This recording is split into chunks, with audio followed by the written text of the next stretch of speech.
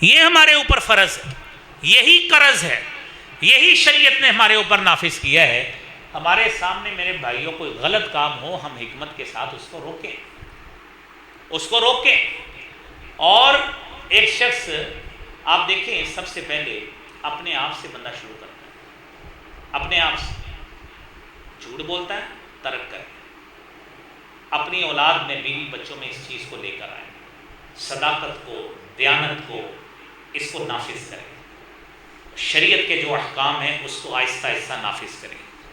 یہ میرے بھائیوں سب سے بڑا مبلغ ہر انسان، یہ مت سمجھے کہ ممبر پہ چڑھنے والا شخص یا جماعت کرانے والا کوئی قاری، حافظ اور عالم، یہ دین کی تبلیغ اس پہ ہے۔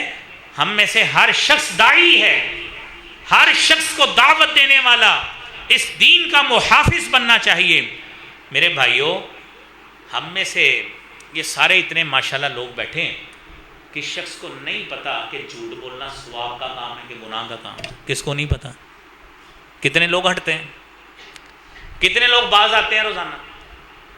کس شخص کو اس بات کا علم نہیں ہے کہ گالی دینا ثواب کا کام ہے کہ گناہ کا کام ہے؟ کیوں جی؟ گناہ کا کام۔ کتنے لوگ ہٹتے ہیں؟